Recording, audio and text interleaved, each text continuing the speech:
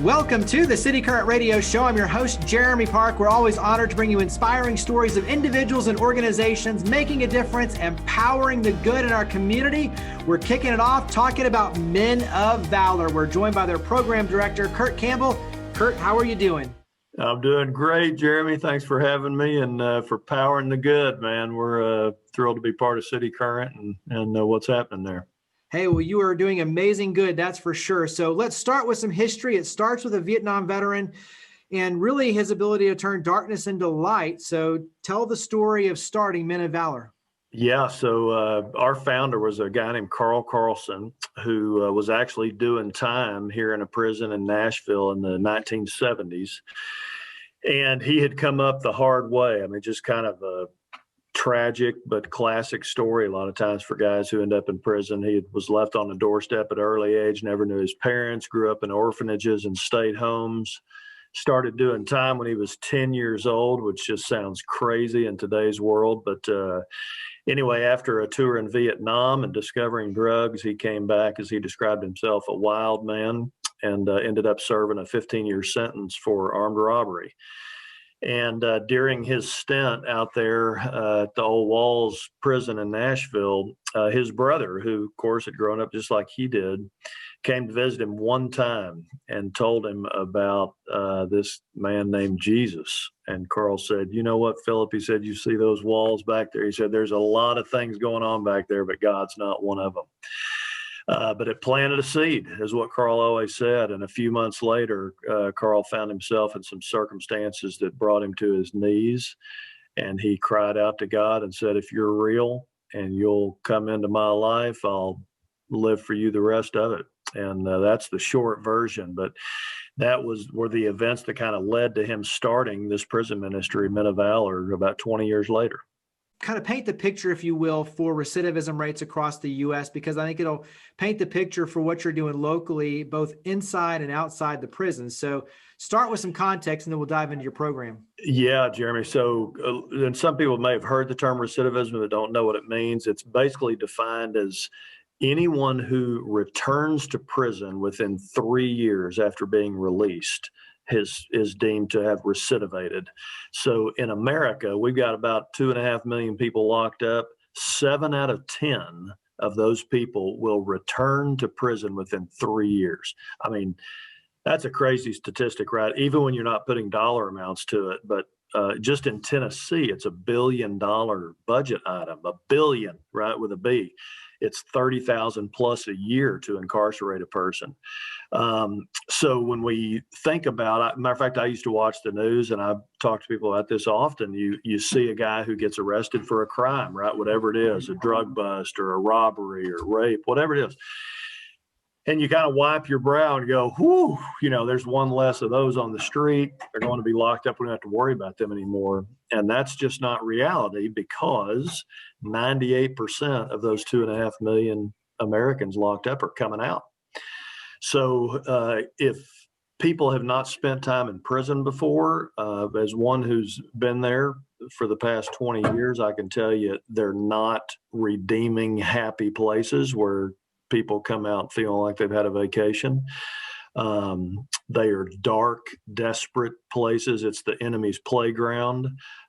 People come out hopeless to a world of a lot of burned bridges and a lot of rejection. And so they tend to return to the life that they knew and the people who will accept them. And so there's the revolving door, right? The cycle that continues.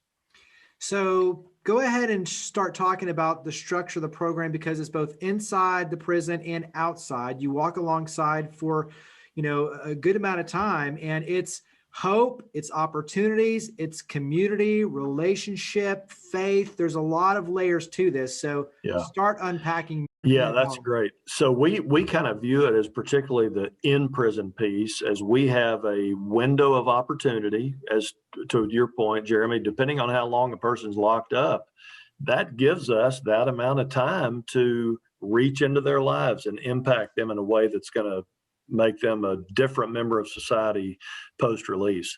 So, and you hit the other word on the head, is relationship. And that's really what we consider our ministry is. We are a relational discipleship ministry. So If you don't know that I care about you or am concerned about your well-being or whatever, you probably could care less about my opinion or anything I've got to offer.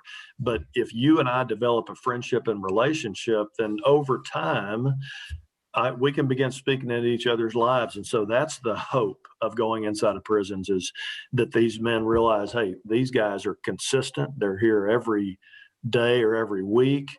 They believe in me. They're trying to provide me with opportunities and, lessons of life, yada, yada, yada. So that's the inside piece. And then where we've learned the rubber really meets the road is when a guy's released.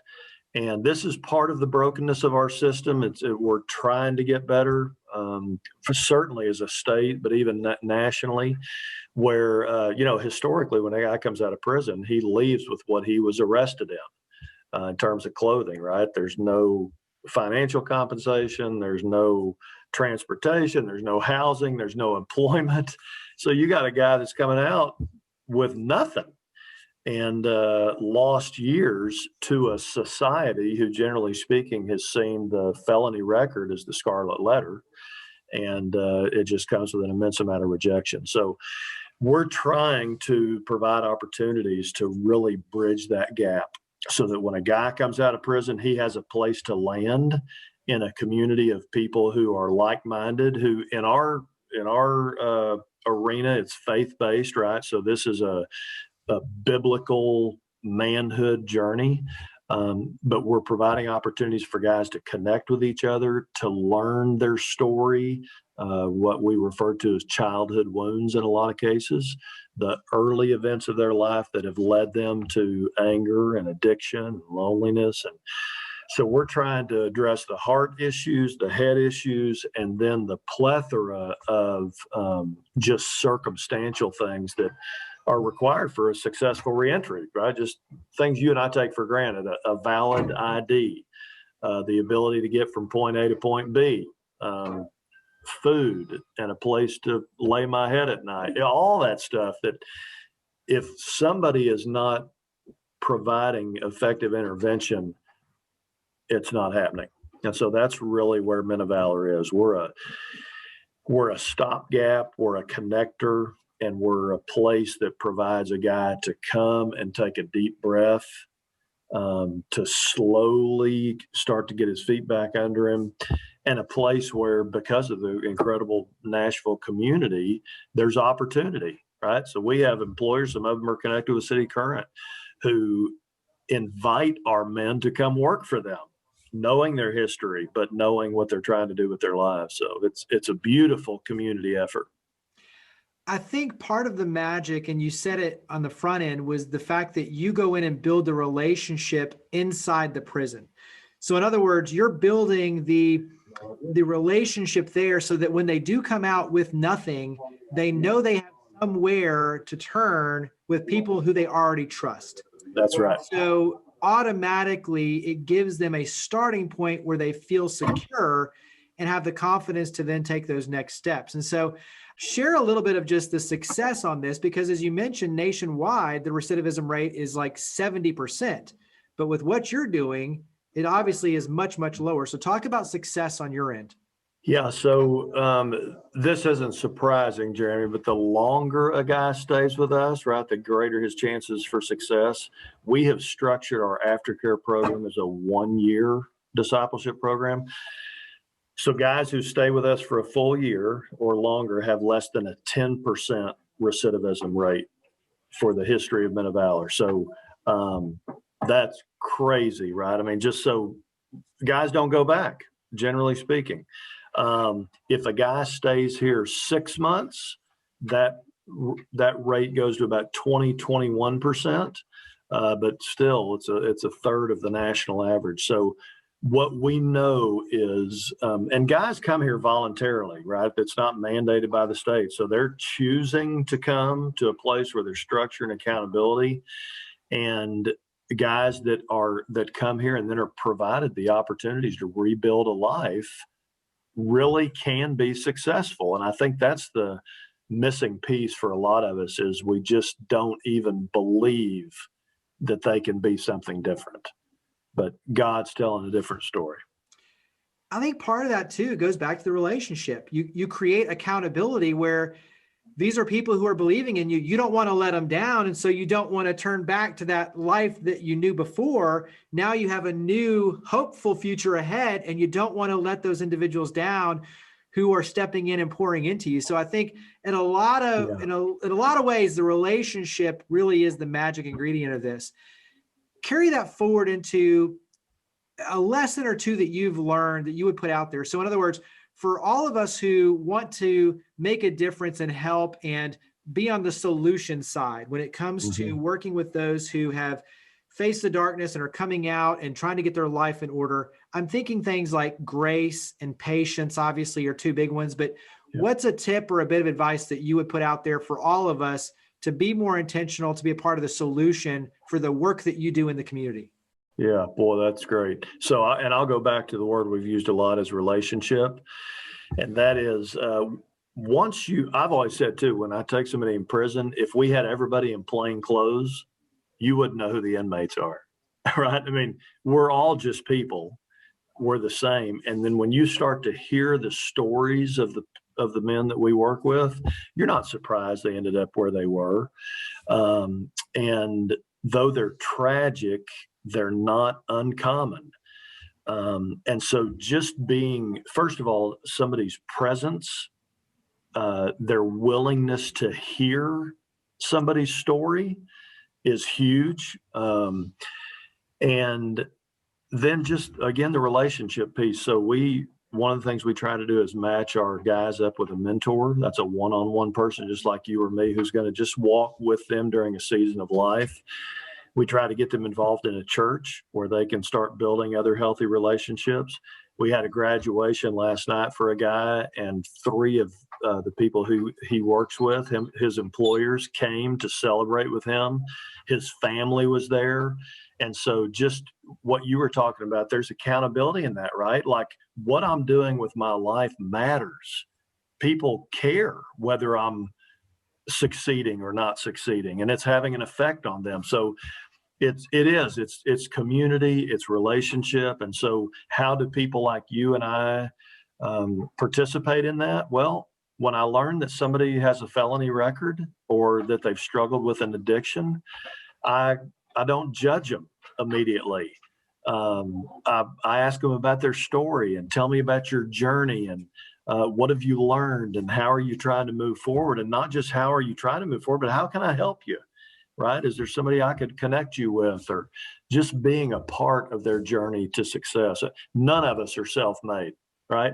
We've all had people. Some of us are blessed with family members who've done that for us, others employers, friends, teachers, whatever.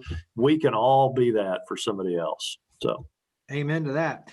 So carry that forward into how can we help Men of Valor? Yeah. So if you're prayer warriors, you can pray for us for sure. Spread the word. Just some of the things I've shared here statistically and just the realities of how incarceration impacts our society. Awareness is big. We are a nonprofit, so we require support. We have some foundational help. Most of our giving comes from individuals. If any people have employment opportunities for our men, we're trying to employ, over 100 guys a year in environments that understand who they are and what they're about and giving them an opportunity. So, and then there's all kinds of service opportunities out here at our campus. If people either wanted to volunteer to teach or be a mentor or just to come out to be an encourager or, share a story, whatever. They can visit our website, and that's probably going to be on this, but it's movnashville.com, and they can learn a lot about us on our website. Yeah, and I think to your point, just one, knowing what you're doing and raising awareness, but then 2, coming out and being involved physically and just seeing it for yourself and just getting to know the men who you're working with and serving, that right there will open up your heart and open up opportunities and lead to good things. So once again, go ahead and mention the website and where we can go to learn more and raise our hand to be a part of the solution. You bet. Well, it's Men of Valor, and so it's MOVNashville.com. And there's volunteer opportunities on there. There's lots of testimonial videos. Matter of fact, we talked about our founder. His testimony is on there prior to his passing in 2014. You can kind of hear his heart and vision for this. But yeah, we're always in need of volunteers and, of course, donors and employers. So if anybody that's listening has a heart to come alongside and co-labor with us, we'd love to have them. Well, Curt, thank you for all you and your amazing team do. Greatly appreciate it. Thank you for coming on the show. Thanks, Jeremy. Blessings to you, man.